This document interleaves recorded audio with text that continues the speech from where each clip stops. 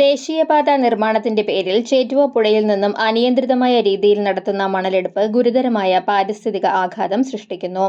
പ്രകൃതിയുടെ ശ്വാസകോശങ്ങൾ എന്നറിയപ്പെടുന്ന പരിസ്ഥിതി ലോല പ്രദേശമായ കണ്ടൽ വനങ്ങളെ സംരക്ഷിക്കേണ്ടത് ആവാസ വ്യവസ്ഥയുടെ നിലനിൽപ്പിന് തന്നെ അനിവാര്യമാണെന്ന് മുസ്ലിം ലീഗ് സംസ്ഥാന വൈസ് പ്രസിഡന്റ് CH റഷീദ് പറഞ്ഞു.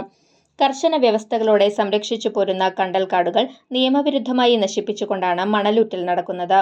പുഴയുടെ ആഴങ്ങളിൽ നിന്നും ആധുനിക യന്ത്രസാമഗ്രികൾ ഉപയോഗിച്ച് മണലൂറ്റൽ നടത്തുന്നത് മൂലം സൃഷ്ടിക്കപ്പെടുന്ന വലിയ ഗർത്തങ്ങളിലേക്ക് മണൽ ഒഴുകുന്നത് മൂലം തീരങ്ങൾ ഇടിഞ്ഞില്ലാതാവുകയും കെട്ടിടങ്ങൾക്ക് ഗുരുതരമായ തകർച്ച സംഭവിക്കുകയും ചെയ്യുന്നു. തീരദേശവാസികളുടെ വീടുകളും മറ്റു കെട്ടിടങ്ങളും ഭീഷണിയുടെ വക്കിലാണ്.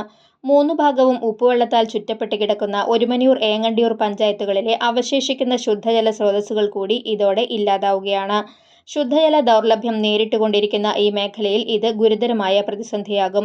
പരമ്പരാഗത തൊഴിലാളികളുടെ ഉപജീവന മാർഗമായ മത്സ്യബന്ധനം, കക്കവാരൽ, കല്ലുമ്മക്കായ കൃഷി എന്നിവയുടെ സാധ്യതയാണ് ഇതിലൂടെ നഷ്ടപ്പെടുന്നത്.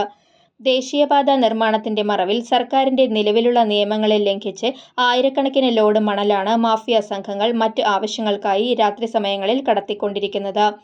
പാരിസ്ഥിതിക ദുർബലമായ പ്രദേശത്തു നിന്നും മണലെടുക്കരുതെന്ന് ഉത്തരവിൽ തന്നെ പരാമർശിച്ചിട്ടുണ്ട്.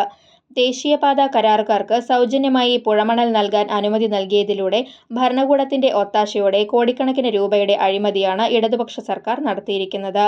മണൽ ഖനനം നിരീക്ഷിക്കുന്നതിനോ നിയന്ത്രിക്കുന്നതിനോ സംവിധാനമൊരുക്കാതെ നാടിന്റെ നിലനിൽപ്പിനെ തന്നെ കൊള്ളയടിക്കാൻ അനുവദിക്കുന്നത് സാമ്പത്തിക താൽപര്യം മാത്രം മുൻനിർത്തിയാണ്. ഇതിനെതിരെ ശക്തമായ ജനകീയ പ്രക്ഷോഭങ്ങൾക്കും നിയമ നടപടികൾക്കും നേതൃത്വം നൽകുമെന്നും CH റഷീദ് വാർത്താ സമ്മേളനത്തിൽ പറഞ്ഞു.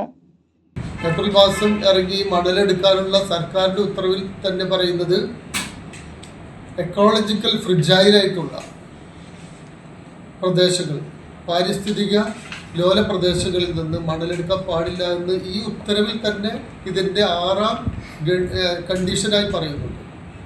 അത് ഈ ചേറ്റുവ പുഴ എന്ന് പറയുന്നത് അത്തരം ഒരു കണ്ടൽ വനങ്ങൾ ഉൾപ്പെടുന്ന പാരിസ്ഥിതിക ലോല പ്രദേശമാണ്. എന്നിട്ടും അതിനെയൊക്കെ മറികടന്ന് അവിടെ നിർബാധം മണലെടുത്തുകൊണ്ടിരിക്കും.